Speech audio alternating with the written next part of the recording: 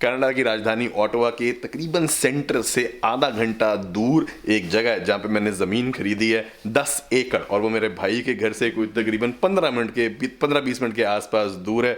और वो लैंड जहाँ पे मैंने एक घर ऑलरेडी बना हुआ है मम्मी वहाँ पे, है ना, वो मैं देखने जा रहा हूँ पहली बार और आप लोगों को भी दिखा रहा हूँ। वो ऑलमोस्ट फाइनल हो गई है, थोड़ी बहुत दिक्कत कॉम्प्लिकेशन रह गई है, वो आपको रास्ते में बताते हैं। मगर कितने पैसे इंडिया से आप ला के इन्वेस्ट करके यहाँ पे 10 एकड़ तक साइज़ की ज़मीन खरीदी जा सकती है, कैसे कैसे जोनिंग में, वो आज की वीडियो में डिस्कस करते हैं। तो इसलिए आज जरा निकला जाए, है माता जी, बड़े पुत्र ने कार से रह दी वो बड़ा साल है, अब जरा छोटे पुत्र का कार जमीन भी देख लो, अभी कार उसे छोटा है, बाद में बनाएंगे। चलो चलो चलो, भगवान सुख रखे, भगवान सुख रखे। चलो जाओ। कनाडा की पार्लियामेंट से सिर्फ 30 किलोमीटर दूर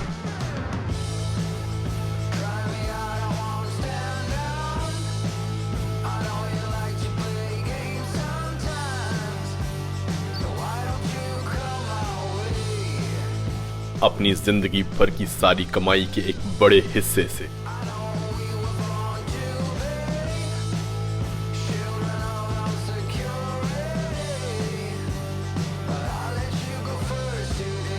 दस एकड़ में फैली इस जमीन पर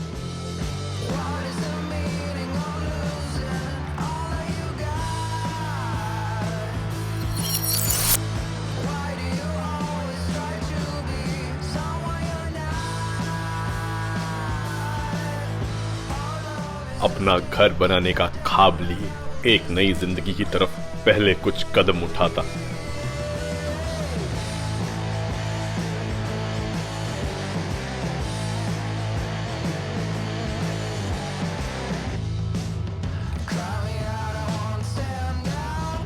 मैं हूं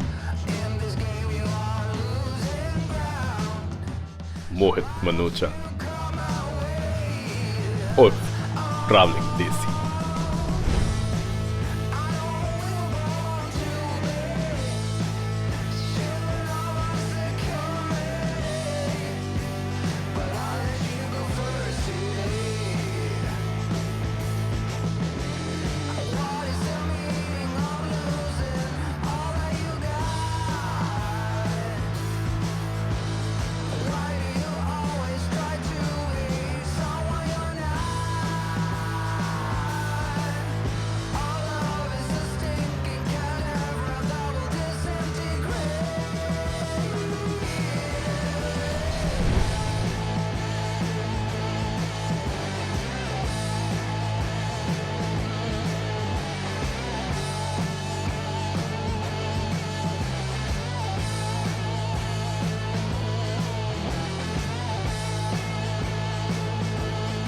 कहानी का जी पूरा कॉन्टेक्स्ट समझाने के लिए आपको जाना पड़ेगा तकरीबन 45-50 साल पहले, जब मम्मी जो है अपने मायके में रहा करती थी शादी होने से पहले। और उस जगह पे जो प्लॉट था वो तकरीबन कोई 500-600 गज के आसपास होगा और काफ़ी खुला खुला बना हुआ था, तो इनको खुले खुले में रहने की आदत थी। शादी हो गई और हमारे जो दादाजी थे उनका जो घर था 300 गज का था, 100 गज के 3 पोर्शन 3 भाइयों में बांटे हुए थे, बीच वाला हमें मिला था, है ना। और क्योंकि इधर उधर भी खिड़कियाँ नहीं थी, बीच वाला पोर्शन था, तो और वो था सारा 100 गज का। हम रहे हैं ज़िंदगी के पहले 30 साल में, 25 साल में 28 साल ये उस घर में 2 कमरों का हमारा जो है घर हुआ करता था फरीदाबाद में, NIT 5 के एरिया के अंदर, 5 नंबर बोलते हैं उसको।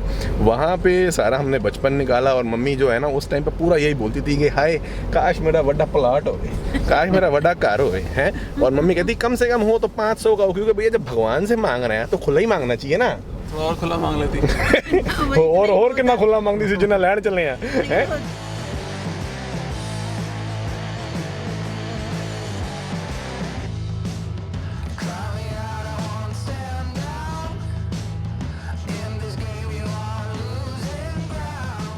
कितनी खुश है मम्मी।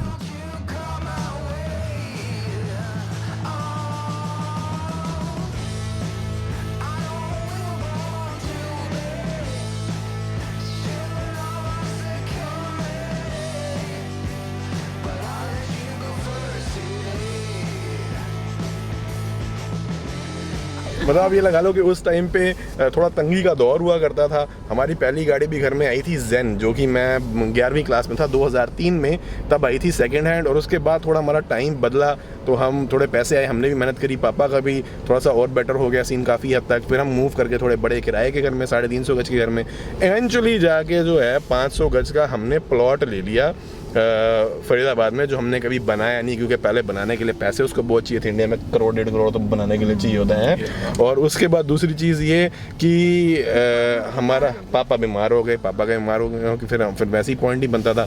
फिर इसका कनाडा आने का सीन बन गया, जो अभी फ़िलहाल जो है पूरी तरह ड्राइविंग में मगन है, क्योंकि यहाँ पे थोड़ा मौसम जो है वो ऐसा है कि सड़क पर बड़ा ध्यान रखना पड़ता है, बर्फ़ पिघल ना जाए। और ये चीज़ हुई तो मम्मी की भगवान ने सुनी, तो सिर्फ प्लॉट ही प्लॉट रह गया। फिर मम्मी की फाइनली मुराद पूरी हुई जब भाई ने कनाडा में घर लिया, कोई तकरीबन 400 गज का होगा। फिर मम्मी की एटलीस्ट जो है उस लेवल की होगी, मगर इनको ऐसा थोड़ा खुला हो, बड़ा बड़ा हो।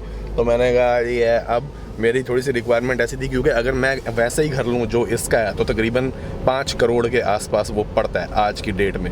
मगर जो मैंने ज़मीन ली है उस पर अगर मैं खुद बनाऊँ, तो मेरे को जो ज़मीन मिली है वो है 10 एकड़, और वो मेरे को पड़ी है तकरीबन $8.5 लाख की।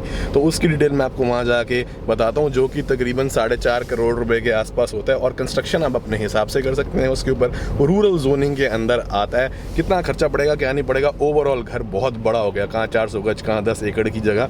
मगर ये थोड़ा सा शहर से निकल के है बाहर, जैसे कि अभी मैं आपको दिखाने लगा हूँ। ओ पहुँच गए हम, पहुंच गए। तो ज़रा अब आगे जाके ही बात करते हैं, फिर आपको दिखाते हैं कि मम्मी की मुराद कैसे फाइनली जो है हमने यहाँ पे पूरी करने का विचार बनाया है।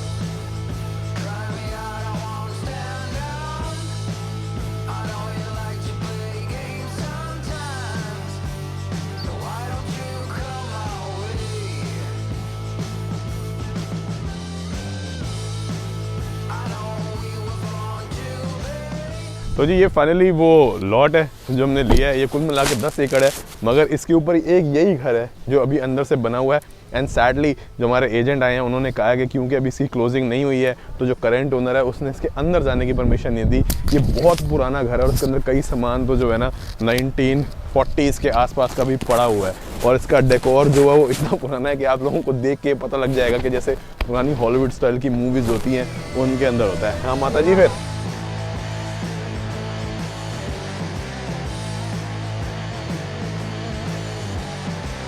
हाँ जी माता जी, फिर क्या रिपोर्ट है जमीन की? बहुत बढ़िया लग रहा है। और हाँ। घर भी मैंने तो देखा है अंदर से। हाँ। अच्छा है, यानी 6 महीने साल जब तक तुम्हारा बनेगा, हाँ। तब तक इसमें रह सकते हैं। बढ़िया पुरानी अच्छा। जैसी फीलिंग आएगी।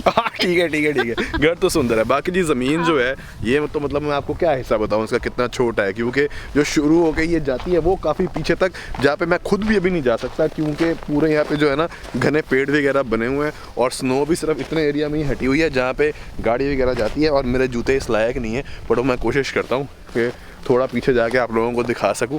बाकी यहाँ पे जो जोनिंग है इसको रूरल जोनिंग बोलते हैं, यानी कि ये लगा लो कि देहात का इलाका एक तरीके से समझा जाता है। और रूरल जोनिंग की रिस्ट्रिक्शन ये होती है कि जो घर होता है इसके अंदर, अब जैसे अगर मैं बनाता हूँ जो मेन कॉम्प्लेक्स बिल्डिंग है, अगर वो मैं बनाता हूँ 10,000 स्क्वायर फीट एरिया के अंदर, तो उसके अलावा मैं एक छोटी बिल्डिंग यानी कि गेस्ट हाउस या जिसको कोर्ट हाउस बोलते हैं बना सकता हूँ 4,000 स्क्वायर फुट के अंदर, और एक और वैसा गेस्ट हाउस भी बना सकता हूँ या ऑफिस कॉम्प्लेक्स बना सकता हूँ। और ऑफिस के अंदर यहाँ पे जो मम्मी वो आएगी ना, क्या कहते हैं जोनिंग, वो आएगी होम ऑफिस की। तो उसके अंदर मैं अपना स्टूडियो, आर्टिस्ट स्टूडियो अलाउड होते हैं। तो कहने का मतलब है अगर आप 10,000 स्क्वायर फीट का सेंट्रल बड़ा घर बना लो तो 4,000 स्क्वायर फीट की 2 और बिल्डिंग्स बन सकती हैं, जिसके अंदर एक ऑफिस बिल्डिंग हो जाएगी, जिसके अंदर मैं अपना स्टूडियो बनाऊंगा और स्टाफ वगैरह के आने की जगह होगी जब भी हम कनाडा में होते हैं। रूरल है। हाँ। तो यहाँ तो कहते हैं जितना मर्जी, इतना बड़ा मर्जी अस्तबल बनाओ। हाँ, अस्तबल बना सकते हो। जितना मर्जी घोड़े लाओ। तेरे बस के, तो तू गर्मी में खेती कर ले। और घोड़ों से पता क्या याद आया, ये देख, ये पीछे अस्तबल ही है मम्मी। हाँ जी, ये अस्तबल है पीछे। मैंने सोचा गैरेज वगैरह नहीं, होगी। मजाक नहीं कर रहा, ये एक्चुअली जो पीछे बना हुआ दिस इज अ स्टेबल। चलो आओ दिखाऊं आपको।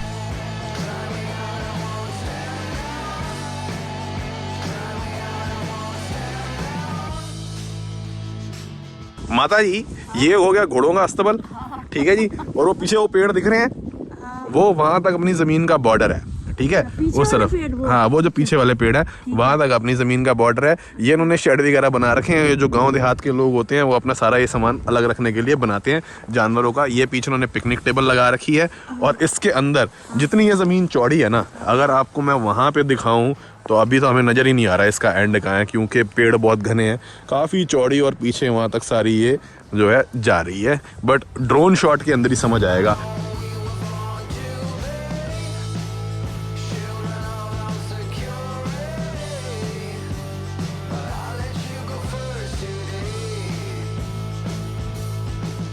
और ज़मीन की हद शुरू होती है सड़क से, और इसका फ्रंट यानी कि माथा तकरीबन 520 फुट का है।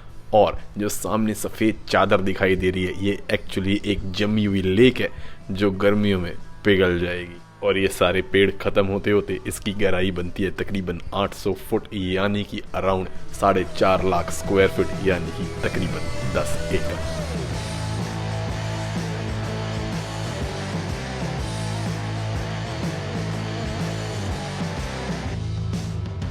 वो तो अभी बिजी है ड्रोन उड़ाने में। तो अब आप असली बताओ, आपका असली विचार क्या है इस जगह के बारे में? नहीं, जगह तो देख मस्त लग रही है ना। अच्छा। आसपास वाला एरिया भी अच्छा लग रहा है सारा। हाँ। और खुली डुली तो है ही। ओके। इसको अपने काम के पर्पस के लिए जो जो चीज़ चाहिए हाँ। वो सब यहाँ बन सकता है ना। यस। ये है कि एक ही बारी इसका वो सॉल्व हो जाएगा। सब चीज़ों का पर्पस जो है इसने सोच रखा है, ओके। है ना। या। एक बार लगेंगे पैसे, ठीक है, ओके सोके कर ले किसी तरह, फिर ये और फिर आगे के लिए सब जो है धीरे धीरे सेट होता रहेगा। बनाना एक साथ मुश्किल है, हाँ। धीरे धीरे बना लेगा।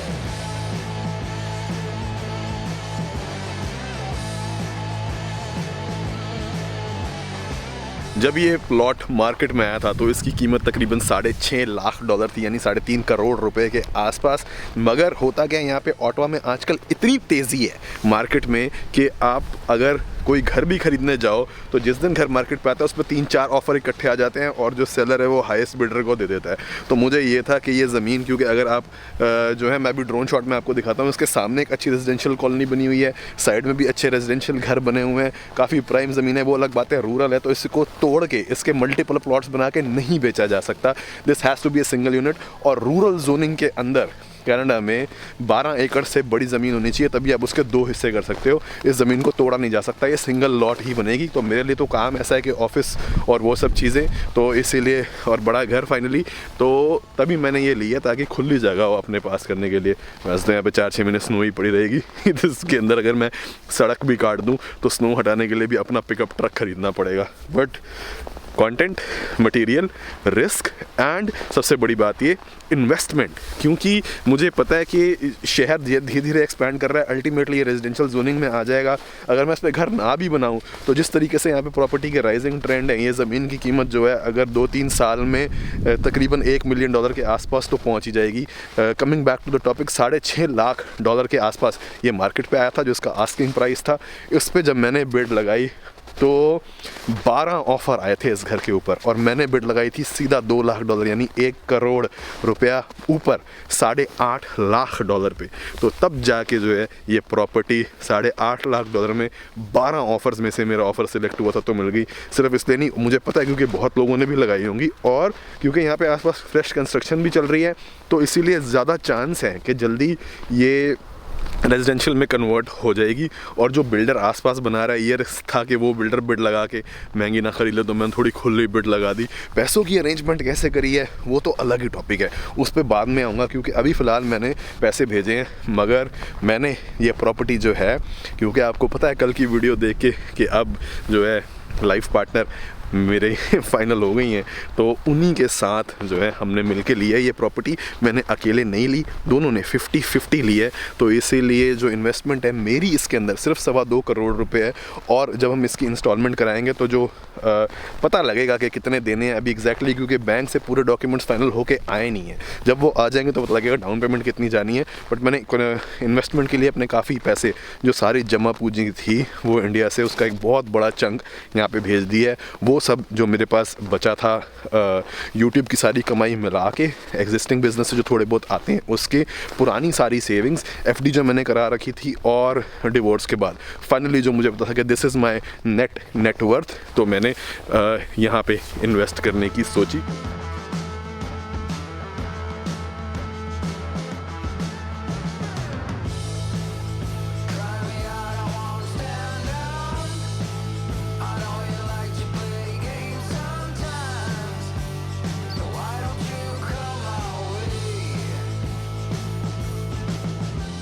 मम्मी ये सोच के घबरा रही थी कि इतनी बड़ी जगह पे चीज़ बनेगी और मेंटेन कैसे होगी, क्योंकि इसको संभालने लायक अभी पैसे तो मेरे पास है ही नहीं। मगर भाई बीच बीच में मजाक कर करके थोड़ा सा मूड सेटल कर रहा था। बट अगर रिस्क कैलकुलेटेड हो और मेहनत करने से कोई घबराहट ना हो, और सबसे बड़ी बात, अगर आप 1 और 1 2 नहीं 11 हो, तो कोई भी प्रोजेक्ट बहुत बड़ा नहीं होता।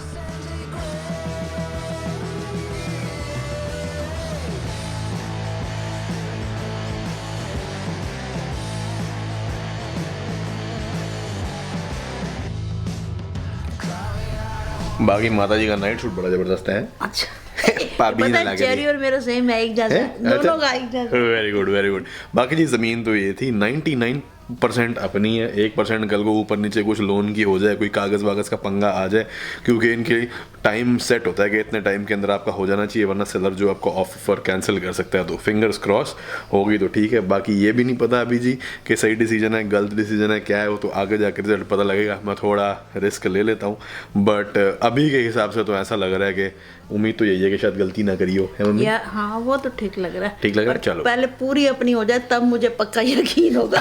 ठीक है, ये भी हफ्ते 10 दिन के अंदर अंदर कंफर्म हो 10 जाएगा। दिन लगेंगे अभी, हफ्ता 10 दिन लग सकता है, मतलब जल्दी हो जाएगा। देखो अब अप्रूवल के ऊपर है, कागज कब तक पास होते हैं। बाकी जी वीडियो पसंद आई हो तो लाइक एंड शेयर कर दीजिएगा, और चैनल के सपोर्ट के लिए subscribe button and bell icon. Thank you so much for watching.